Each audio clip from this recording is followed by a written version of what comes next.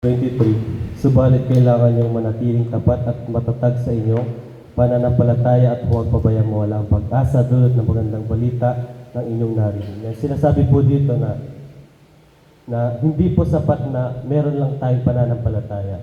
Na sinasabi po dito, kailangan maging tapat tayo at matatag. Oo, pwede tayong manampalataya sa hapon na ito, pwede tayong manampalataya, pero kapag lumipas ang maraming oras, doon na nagsisimula ang pagkawala ng pananampalataya natin. Kaya hindi po, sinasabi po dito na hindi sapat ang may pananampalataya lang. Di ba sa gabing ito, sa hapon na ito na nag-share tayo ng Word of God, yung naririnig natin is all about pag-asa. Pag-asa tungkol sa salita ng Diyos. Hindi sapat na narinig lang natin ito, kundi kailangan po meron tayong tapat at matatag. May matatag na puso. Dahil mawawala yung mga narinig natin na pag-asa kung sa buhay natin is inuuna natin yung mga alalahanin. Kung hindi natin sinesentro ang pag-asa na binigay sa atin ng Diyos sa ating puso, mas inuuna natin yung mga alalahanin natin sa ating mga buhay, doon magsisimula ang yung mawawala ang pag-asa na binigay sa atin ng Diyos. Kaya sinasabi po dito na hindi sapat ang pananampalataya lang, kundi may matatag tayo, tapat tayo sa Diyos, at ginagawa natin yung kalooban ng Diyos sa ating buhay. Yun lang. Verse 21. Sabi dito, dati kayong malayo sa Diyos at naging kaaway niya dahil sa inyong mga gawa at pag-iisip ng sama. So, alam naman po natin na dati naman po tayong hindi naman yung napaka-force. Dati tayo naging kaaway ng Panginoon, hindi yung pagkatao natin, kundi naging kaaway tayo ng Panginoon dahil sa mga kasalanan. So sabi nga dito sa Biblia na hindi galit ang Panginoon sa mga kasalanan, kundi galit ang Panginoon sa kasalanan na patuloy natin ginagawa. So yan, dahil sa napakabuti ng Diyos, tulad nga po ng buhay ni Pablo, na dati din po siya mamamatay tama po ba? Yan. So mga Kristiyano, pinagpapapatay niya, bang, bang, bang. So ngamin halos, so pati, ay, dapat nagkatuba din, Ayan, so, para makarelate tayo, Ayan, so sabi nga dito sa Biblia, dating naging kaaway tayo ng Panginoon. So, ganun din po yung buhay ni Pablo. Dati siyang mamamatay tao, pinagpapatay niya yung mga Kristiyano doon sa lugar niya. So, siya yung pinaka-kaunahunahang, siya yung unang basher ng mga Kristiyano doon. So, basher. Siyempre, ayaw niya ng mga Kristiyano noon. So, dahil sa Panginoon, dahil sa ginawa ng Panginoon sa kanyang buhay, so, sabi nga dito sa sabi nga dito sa 15, si Kristo ang larawan ng Diyos na nakikita, siya ang panganay na anak at pangunay sa lahat ng mga nilikha. So, dahil sa Panginoon, binago ng Panginoon si Pablo at ginawa niya, paano na to? So, ayun na nga po. Ayan, so, napakabuti ng Panginoon dahil yung pag-ibig na meron ng Panginoon ay walang makakapantay doon dahil from to dugyot to dahil mula sa dugyot na pamumuhay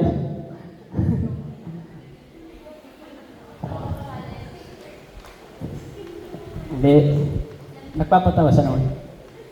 Ayan, so nagsimula tayo sa mga magulo nating buhay. So ang Panginoon na dahil sa pagkapako niya sa krus, binago niya tayo, and lahat naman tayo dumaan sa mga pinagdadaanan na gano'n, so pinakamahirap. Kaya kung wala si God sa buhay natin, saan tayo pupulotin? Santa, baka tayo yung ikalawang basher ng mga Kristiyano, dahil sa pag-ibig ng Panginoon, na bago tayo and hindi tayo napariwara sa desisyon natin sa buhay. Kaya, palagi natin alalahanin ang love ng Panginoon. Sorry kung magulo yung ko. Thank you. Ngunit, naging tao ang anak ng Diyos at sa pamamagitan ng kanyang pagkamatay ay pinagkasundo kayo sa Diyos. Ang sa gayon ay may harap niya kayong banal, walang kapintasan at walang dungis. So dito po, yung ibig lang sabihin sa Colossus is all about, di ba po, sa kay Jesus. Verse 1 hanggang 23 is patungkol lang naman po, di ba, kay Jesus Christ. Na si Jesus Christ is nagkalarawan niya si the Father. So, naging tao yung salita ng Diyos. So, kung sasaliksikin po natin yung Colossus or malalaman natin na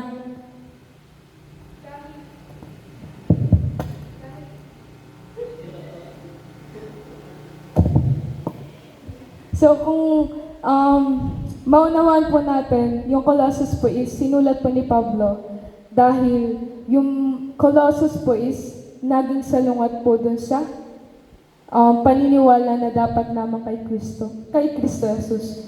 So, dito po,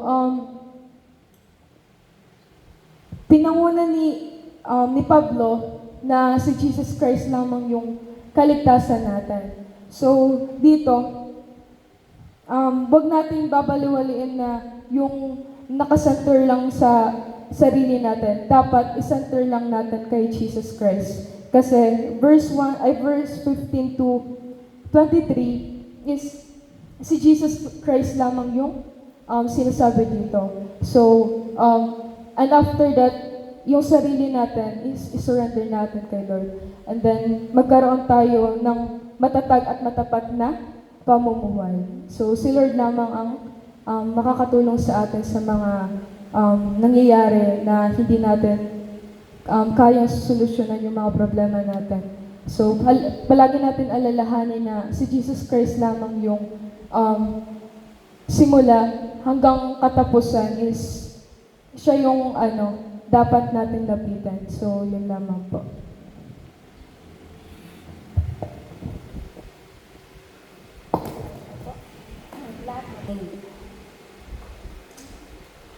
Amazing.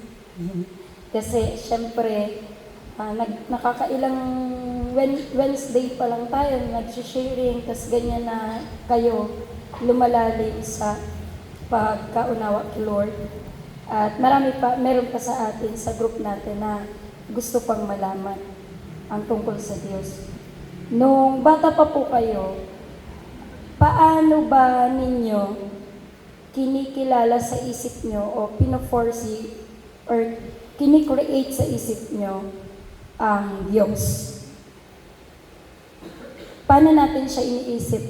Kapag sinabing Diyos, ano ba siya? Ano ang nakikreate natin sa isip natin na image?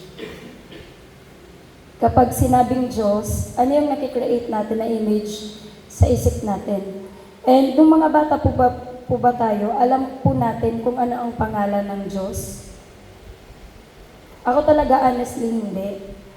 Mahilig lang akong mag-pray na God, God, God. Pero hindi ko naman madirekta kung sino yung God na yun yung tinatawag ko. Kaya ibabalik po natin, marami kayong narinig, lahat po yun tama, at marami din po tayong words of encouragement na narinig. Pero babalikan po natin ngayon yung pinaka-actual na sinabi sa Colossus. Ito po ay patungkol sa likas at gawain ni Christ. Ano po? Kalikasan ni Kristo maging ng kanyang gawain. Hindi tayo lalayo doon. Pag sinabing likas, kung ano ang natural na mayroon si Kristo. Ano po?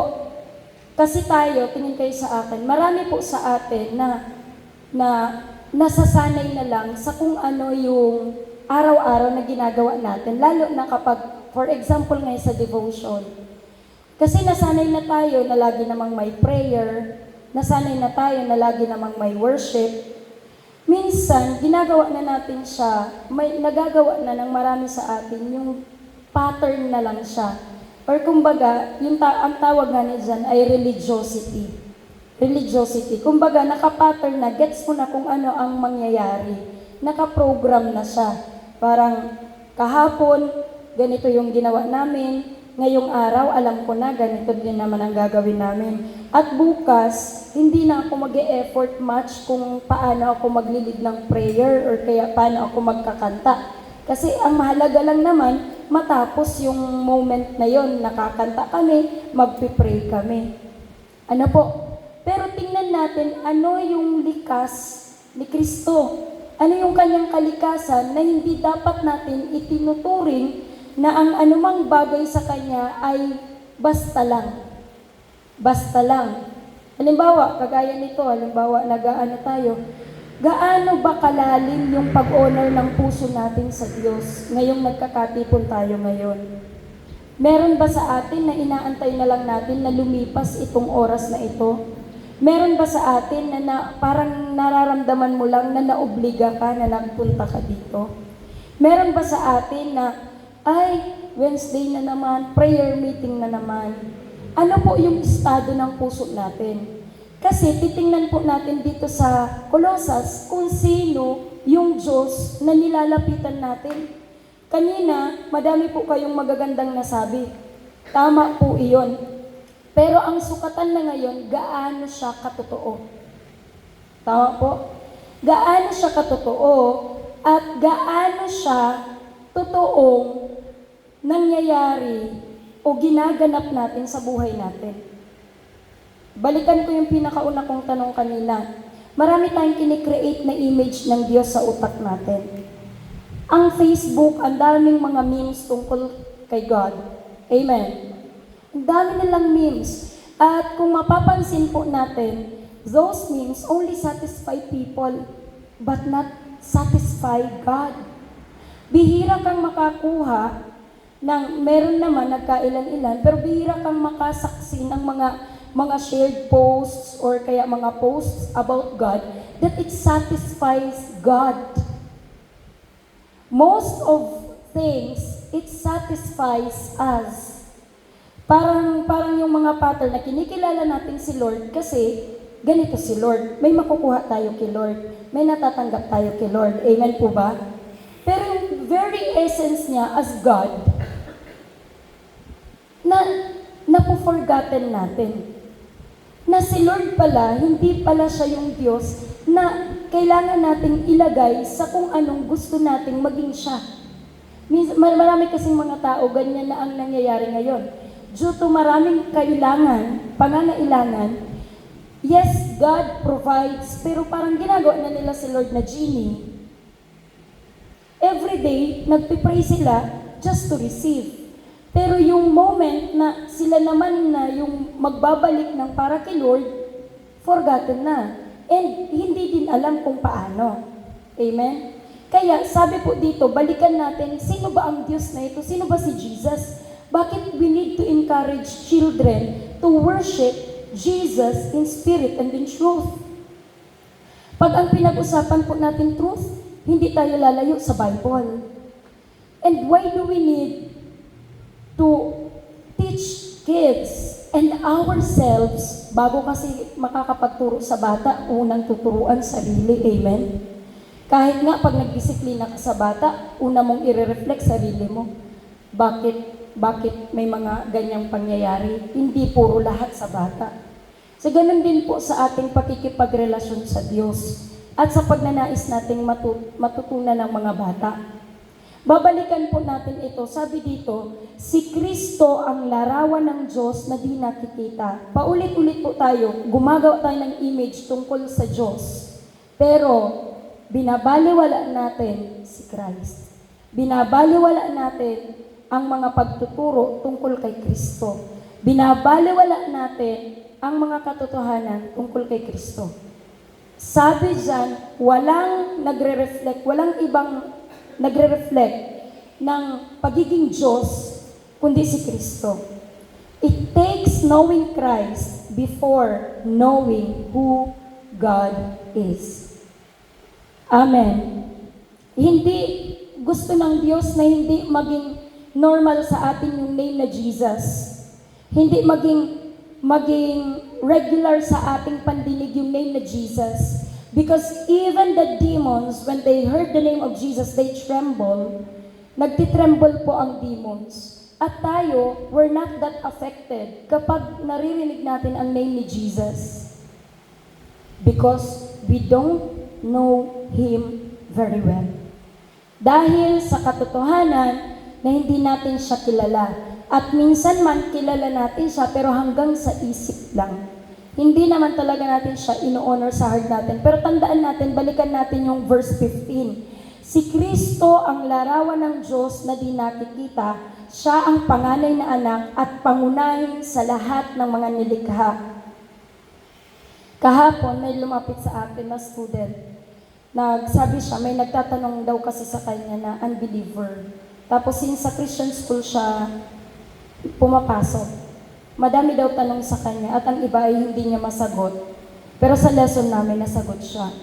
Ang sinasabi doon, pero may nasagot siya na si Jesus Christ ay hindi pa nag-i-exist sa Old Testament. Yes or no? CLE teachers. Yes or no? Ang nag-i-exist pa lang sa Old Testament si Father. Yes or no? No. So, yun. Kailangang maging maingat sa pagtuturo. Amen? Yan yung na-encounter ko. Pero lilinawin natin dito, si Jesus Christ, even before the Genesis, nandoon na siya. At sabi po dito, maliwanag na maliwanag, malinaw na malinaw, siya ang pangunahin sa lahat ng mga nilikha. This is the Jesus we serve. So hindi siya religion, hindi siya pattern, hindi siya program, hindi siya pwedeng, kumbaga, routine mo lang. Amen? Hindi siya hobby lang, kundi siya ay Diyos. Amen? Hindi siya hobby lang. Sabi ka last Wednesday, love calls us to mature. At kailangan natin itong marinig. Kapag magtuturo tayo sa mga bata, hindi siya academic lang, hindi siya curriculum lang. Kundi ang tinuturo natin, ang dala-dala natin ay Diyos.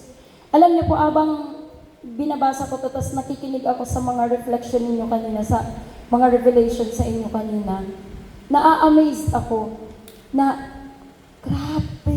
Alam mo po yung truth about sa kanya, na mapo-fall in love ka over and over again. Kasi ito pala yung Diyos na kinikilala mo. Ito pala yung Diyos na nilalapitan mo araw-araw. Ito pala yung Diyos na tinatawagan mo. Hindi ko alam kung parehas ko kayong nararamdaman. When you fall in love again just because of who He is, not of what He's able to give or to do. So tingnan po natin dito sa verse 16. Pakibasa po. Verse 16, pakibasa malakas, sabay-sabay. 1, 2, 3, go.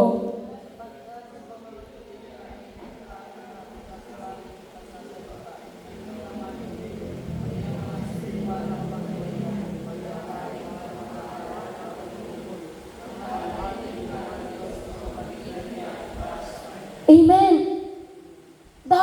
Dapat ngayon, ang epekto sa'yo, kakaiba to. Sino dito ang nakaramdam ng, grabe to, kanina habang binasa mo, grabe to, ganito si Jesus, ganito ang Diyos. Kanina ang dami niyong na-share na nag-end up yung usapan tungkol sa atin. Tama naman yun, maging matatag tayo, magpakatibay tayo, kasi totoo naman talaga nasa Bible siya. Pero, sino sa inyo yung nakarealize nung tungkol naman kay Lord? Amen? Kasi pag nag-aaral tayo ng Biblia, dapat ang makita natin, ang mas makilala natin ang Diyos, bago natin lubusang mas makilala yung sarili natin. Kasi ang Biblia, this is all about God. And knowing God is knowing who really we are. Ngayon ko lang ata ito aaminin. Nagkaroon din po ako ng tawag nito, anong tawag dyan ng mundo? Confusion sa identity mo. Alam niyo yon? Yung di mo alam kung babae ka or di mo sure. Diba? Pero ang totoo niyan, yung identity talaga natin, totally makikilala natin in knowing Christ. Kaya sabi ko sa inyo, pag nabasa natin itong verse 16, ano yung impact sa'yo? Kasi sabi dyan, imagine that Jesus we serve, sa pamamagitan niya, sapagkat sa pamamagitan niya ay nilikha ang lahat ng nasa langit at nasa lupa. See that power, that control, that authority, lahat nasa Kanya. At walang sino man ang makakapantay. At kung ang Diyos na ito, na full of authority, araw-araw nating ino-honor, what do you think? Ano ang hangganan ng kaya niyang gawin? Kung personally, marunong tayong i-honor itong Diyos na may authority at may control ng lahat ng bagay. Sabi po dito, nakikita man o hindi, pati ang mga spiritual na kapangyarihan. Kaya your worship does not depend on what you see. Dapat ang pagsamba natin ay hindi na nakabatay sa nakikita natin o sa naririnig natin, kundi ang paglapit natin sa Diyos ay sa kung sino siya. Amen? Kaya ikaw na yung taong hindi na kailangang piliting itaas ang kamay. Ikaw yung taong hindi na kailangang piliting ipalakpak mo ito. Ikaw yung taong hindi na kailangang pilitin o pagsabihan pa na lumuhod tayo sa Panginoon bago mo ito magawa. Because you do it as how you know Christ. Gagawin mo siya kung paano mo nakikilala ang Diyos. So this is not about satisfying ourselves. Amen? Itong teaching na ito, this is not about us. This is not just all about us. This is all about the God we serve. Nasabi dyan, seryosohin mo na siya. Bagay na hindi ipipilit sa'yo kasi kusa siyang nararanasan at mararamdaman ng naghahanap sa Kanya sa espiritu at katotohanan. Bagay na hindi ipipilit sa'yo. Kasi halimbawa, sa academic, sa English, sa literature, pag may itinuro sa atin na moral of the story, ang bilis nating ma-acquire yung moral of the story. Amen. But why is it that if we're being taught about Christ, parang ano lang sa atin siya? Parang common. Very common na usapan lang. And most of the time, we're not that interested. Sabi ko pa, ulit-ulit ko nga po itong sinasabi, if the Bible is a literature, why is it that on all literatures, academic books, Bible is the most, rejected and neglected? Anong problema? Kung i-compare lang natin, kung ipaparehas lang natin ito sa literature, what are the odds na most rejected ito, most neglected ito ng marami, and most questioned? Pero yung mga tinuturo sa literature na marami naman ng kakulangan, kung iisipin, parang we spend an hour for it. An hour. Sa teacher, umaabot ka pa ng 3 hours to prepare for your lesson. 3 hours or more. Just for one literature. Say for instance. Pero yung Bible, imagine, one verse. We cannot even have the time to open it and check for it. Right? Parang something is really wrong. Diba? The battle is real. Kaya sabi dyan, kahit na ang mga bagay na hindi natin nakikita, imagine ang Diyos na wino-worship natin, Kaya hindi mo man nakikita sa mga bata na nag-worship kapag devotion time, angels are with them. Kasama natin ang mga angels, kasama natin ang Panginoon. Dahil ang Diyos natin, siya din ang Diyos na hindi nakikita. Kasama natin ang Diyos sa mga oras na iyan. Maging dito sa ating kalagitnaan, for 2 or 3 gathers in His name, He is in our midst. Kasama natin ang Diyos. Ang Diyos mismo. Kung ako hindi importante ang mga sinasabi ko, at least ang salita ng Diyos maging importante sa iyo. Kung ang hari ng mga hari ang kaharap natin, paano tayo haharap sa hari ng mga hari? Anong klase ng mga pag-upo? Pakikipag-communicate? Paano natin ipipresent yung sarili natin kapag ang usapan hari ng mga hari? Di ba pag mayor, kaprim and proper ka nga eh? Amen? Pag mga kilala natin na mga medyo matataas na tao, we present ourselves very presentable. Pero bakit pag sa Diyos, this is a gathering of the children of God, and God is here wherever the place na preach ang name ni Jesus, nandoon siya. Is it because hindi natin siya nakikita? Kaya we have manners na as if tayo-tayo lang? No. Sabi kaya, kung ang mga taong hindi natin nakikita ay nahihirapan tayong mahalin, mga taong nakikita natin na nahihirapan tayong mahalin, nahihirapan tayong mag-show ng respect, nahihirapan tayong mag-show ng honor. How much more ang Diyos na hindi natin nakikita? Is the biggest question. Kaya po mga kapatid, this is the God we serve. Powerful God, mighty God, God who is in full control of everything, is the creator of everything. Sa Kanya pa lang, we have to get to learn how to get satisfied of who He is. Kaya? Kailan natin matututunan na masatisfy sa kung sino ang Diyos? Amen? Kailan? Sabi sa verse 16, pati ang mga spiritual na kapangyarihan, mga bagay na hindi nakikita, kaya ginagawa natin ito, ang devotion time, ang prayer time natin, ginagawa natin ito, hindi dahil requirement ito. Ginagawa natin ito to honor God na hindi natin nakikita.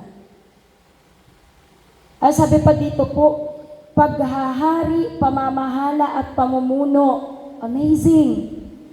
Sabi po dito, ang lahat ay nilikha ng Diyos sa pamamagitan niya at para sa Kanya. That is Jesus. Jesus. Kaya, tingin po kayo sa akin, this is not all about us. This is all about Christ.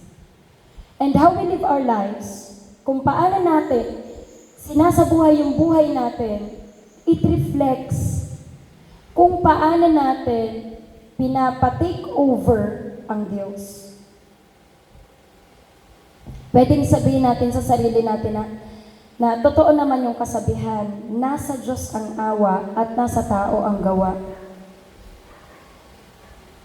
Yun na nga eh. Wala kang magagawa kung hindi ka kaawaan ng Diyos. Amen? Yun na nga eh. Wala tayong magagawa kung hindi tayo kaawaan ng Diyos. Kaya, at this point of time, hinahanap sa atin ng Diyos yung malalim na pagsamba. Sabihin sa katabi mo, malalim na pagsamba. Malalim na pagkakilala. Totoong pagkakilala. Jesus is not religion. hanggang naririnig mo ang tungkol kay Jesus, ang hinahanap niya ay faith. Kaya nga, tanong ko sa inyo kanina, nung mabasa niyo yung verse 16, ano yung impact sa'yo? Kasi mahalaga po ito. Yung verse 16, nagkikerry siya ng power na hindi mo matatagpuan sa mundo. Nagkikerry siya ng kalikasan ng Diyos. Nagkikerry siya ng identity ni Christ. And kung magiging seryoso ka, natanggapin ang truth na ito, your life will never be the same again. Our commitment to prayer, our commitment to worship, our commitment will not be influenced by just sa nasa paligid natin. Iba na siya. Why? Ito yung pagkakilala ko sa Diyos. At kung anong pagkakilala mo sa Kanya, doon din siya gagawa. Doon din siya kikilos. Believe and you will see. Oh, kung kilala natin si Lord na, ano ba yung mga pagkakilala natin kay Lord? Na parang common lang. Sa tingin mo, your life will be that extraordinary? No. I just want you to know that we serve an extraordinary God. Amen? And our life, hindi dapat, ang buhay nating mga Kristiyano ay hindi dapat, Sir JP, parang gigising, kakain, matutulog. Alam niyo yun, yung same routine over and over again every day. Hindi ganon. Knowing that Jesus is at work is always able to do something far greater than what we can think or imagine. Kasi extraordinary ang Diyos, and if He is in full control, then extraordinary din yung buhay natin. Sabi po sa verse 17, pakibasa po. 1, 2, 3, go!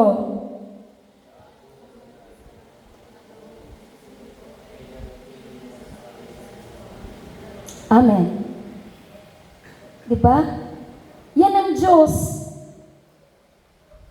Walang mangyayari na hindi sa kapahintulutan niya. Are you anxious? Do you feel stressed? Are you depressed? Are you... Diba? Exhausted?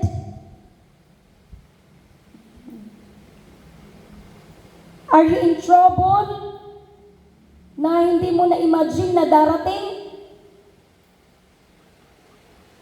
Walang mangyayari sa buhay mo na wala sa kapahintulutan niya. Sabi nga dyan, be confident in God.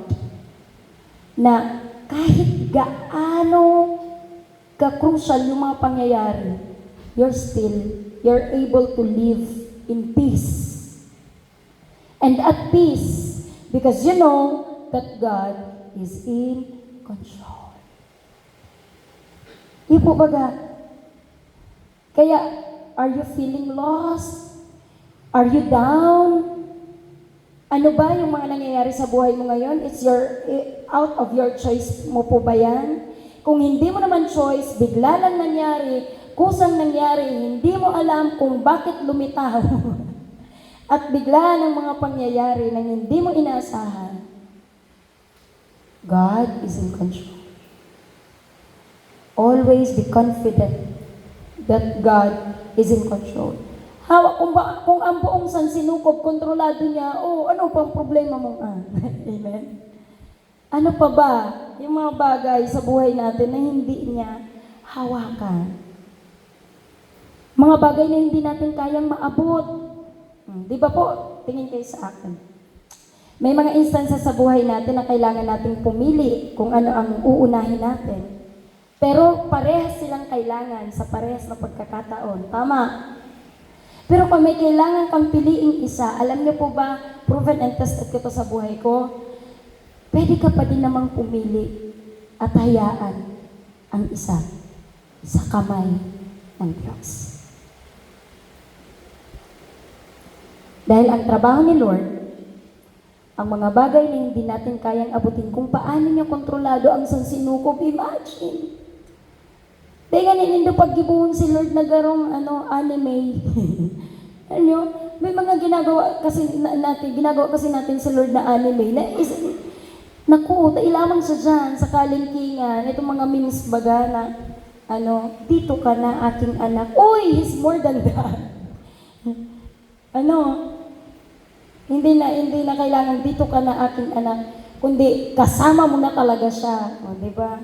Minsan linilimit tayo ng, sabi nga, kung hindi sa atin ituturo kung sino si Kristo, ang mundo yung magtuturo niyan sa atin at malayo sa sinasabi ng Biblia. Kaya lagi tayong babalik sa Biblia. Ano ang kontrolado niya? San sinukob? O ano ang rayaon sa san sinukob? Yan. The universe and everything. O paano pa kaya yung mga utang mo, mga problema mo, mga kwarta, ano pang mga problema ta sa buhay? Kung hindi da problemado ka, love life. Naku, ano pang problema ta sa buhay? Sabi niya, love life. Nag-example. Diba, na hindi masolusyonan. Inote niyo dyan sa notebook niyo po, huwag mong ilalagay ang Diyos sa box mo. Sa U-box mo? Ano? Sa U-box mo sa may mga motor. Huwag mong ilalagay ang Diyos sa box mo. Ano yung mga box mo? Yung sarili mong imagination, sarili mong interpretation. Balikan mo ang Bible. Ano ang sinasabi ng Bible? And be, faithful to the Word. Hold on to the Word. Amen? Do not put God inside a box. Ano yung box na yan? What is that box again? Our own imagination of who God is. Kailangan nating maging truthful, mag-search ng truth, mismo saan? Sa Bible. And whatever is written there, yun lang ang pananampalatayanan natin. Amen? Kaya wala akong ituturo sa inyo ng kahit ano. Bible. Sabi po dyan sa verse 18, tayo ay iglesia ng Diyos. Pakibasa po.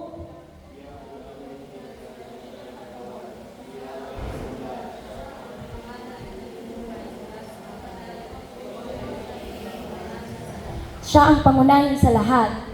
Uno pa man na urula yan. Kahit ano pang organisasyon o ano pa, dito sa pagtitipon natin, Jesus is the first. Jesus the first. May palabas ba, Sophia the first? Hindi. Jesus the first kita, bakong Sophia the first. Amen? Jesus will always be the first. Amen? Dito sa pagtitipon. Kaya pag nagtipon tayo dito, hindi ka nakikipagtipon dahil sa katrabaho mo. Hindi ka nakikipagtipon dahil sa kaklase mo. Hindi tayo nakikipagtipon dahil sa kapwa natin worker. Hindi tayo nakikipagtipon dahil kay Ma'am Lenny. Hindi ka nakikipagtipon dahil sa snackan. Hindi ka nakikipagtipon dahil nagtitipon. Kundi nakikipagtipon ka, hello, pag naupo ka na dito, amen, kanya-kanya baga kitang upuan. My priority is the Lord. Sino ang priority? Is the Lord. Sino ang priority? Si Jesus. May prayer meeting kasi si Jesus. May gathering kasi si Jesus. May devotion prayer kasi si Jesus. Walang ibang kasi. Amen? Jesus always. Palakpakan nga natin ang Panginoon Jesus. Pumapalakpak because of Jesus. Walang ibang dahilan. Amen? Kaya sabi mo, you're the reason. Diba? You are the reason. Always Jesus. Kaya sabi po dito sa verse 19, siya po ang panganay, siya ang pasimula, tayo naman ang kanyang katawan, ang Diyos, ang iglesia, siya ang ating isip, siya ang ating, utak, ulo. Hindi tayo gagawa kung wala siya, hindi tayo makakabuong ganito kung hindi tayo pinapangunahan ng Diyos. Kaya hindi po namin ito create for us. Hindi ito create itong prayer meeting na ito for ourselves. This is created for tandaan mo na yan. Di ka nagpunta digdi kaya di ka maitsura, di tayo magpapakita ng itsura natin na parang sa katropa ka lang kaharap. Amen? Ang Diyos ang kaharap ta. Amen? Ang Diyos ang kaharap ta. Sabi po sa verse 19, basa.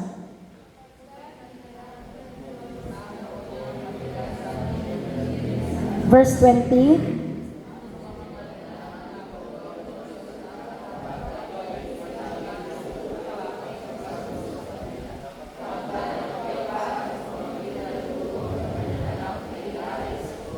Amen. Simula sa 15 hanggang 20. 15 hanggang 20. Suwan tapuson. Madali na kita. Simula sa 15 hanggang 20, kalikasan ng Diyos. Sino ang Diyos? Amen? Sino ang Diyos? Paano natin makikilala ng lubusan ang Diyos? Iyon ay sa pamamagitan ni Kristo Jesus. Paulit-ulit ko itong sinasabi sa inyo. Our God here is not the God created by imagination. He is the God who exists even from the very beginning.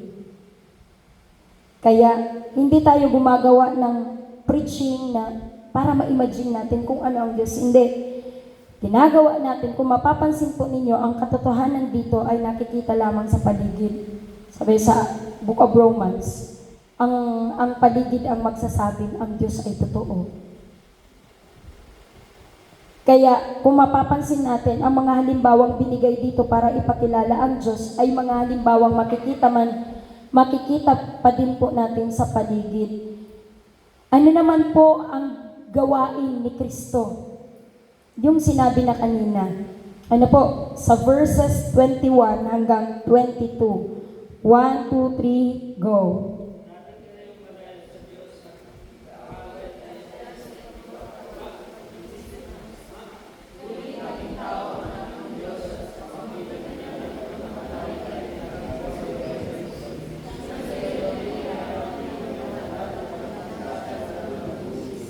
Ang trabaho ng tao, nagkakasala siya sa pag-iisip at nakikita sa kanyang gawa. Ang trabaho ng Diyos ay ibalik tayo sa Kanya sa pamamagitan ng pagkapako ni Kristo Jesus. Pagkatapos nitong gathering natin, sino na si Jesus sa iyo? Is He the same Jesus you know or you met kahapon? Paano ka magre-respond pabalik sa kung paano mo nakilala ang Diyos ngayong gabi? Amen? Alam niyo po ba, bagamat ganun ka makapangyarihan ang Diyos from 15 to 20, bagamat ganun siya ka-powerful, at bagamat may ginawa na siya sa verse 21 to 22, nagpaalala si Pablo. Nagpaalala pa din si Pablo. Ano sabi ni Pablo? Kailangan ninyong manatiling tapat at matatag sa inyong pananampalataya at huwag pabayaang mawala ang pag-asang dulot ng magandang balita na inyong narinig. Niloob ng Diyos na akong si Pablo ay maging lingkod para sa magandang balitang ito na ipinangaral sa lahat ng tao at sa buong daigdig. Dahil kahit gaano pa sa atin ituro ang kalikasan ng Diyos, kung tiyak natin itong hindi pananampalatayanan, hindi pangahawakan. Sabi dyan, dapat maging matapat. Paano magiging tapat? I-apply. Amen? Apply the word. Apply the truth. 15 to 20, apply the faith. Apply it. Magpakatatag. Amen? Tapat at matatag. Fight the good fight of faith. Dahil maaaring dumating ang katotohanan, tingin po kayo sa akin, dito na po ako magtatapos. Parang kagaya natin. Marami na tayong narinig ng mga magagandang katotohanan about Christ. Amen? Ang dami na. Minsan nga, na-amaze ka. Minsan, ayaw mo na. Ang daming effect sa'yo, pero hindi naglalast. Why?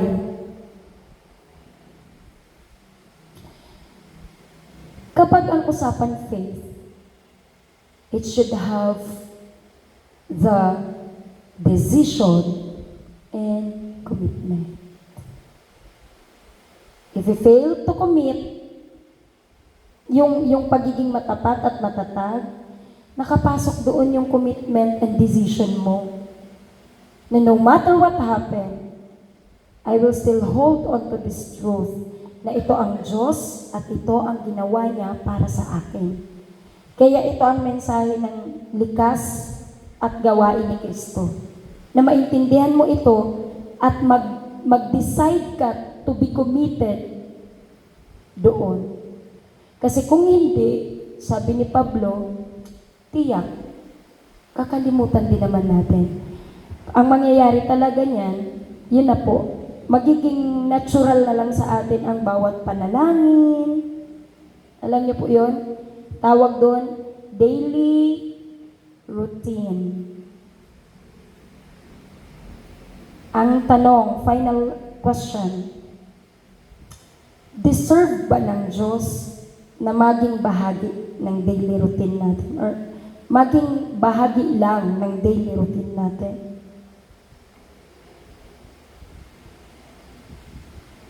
Taas ang nagsasabi, deserve ba ng Diyos na maging bahagi lang siya ng daily routine natin? Taas ang kamay nagsabing yes. Taas ang kamay nagsabing no. Taas ang kamay nagsabing di ko po alam, di ako sure.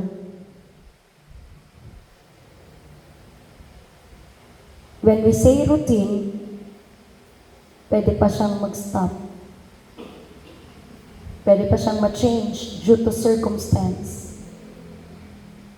Hindi deserve ng Diyos na maging bahagi lang ng daily routine natin. Ang deserve ng Diyos, maging buhay natin siya. Amen? At yun yung gusto ng Diyos. Kaya inintroduce niya ang kanyang sarili sa atin sa ganitong paraan. Sa kanyang salita mismo. Jesus is not our routine, daily routine. Pwede kang makarinig ng mga preaching na, oh, make Jesus your daily routine. No! Make Jesus your life.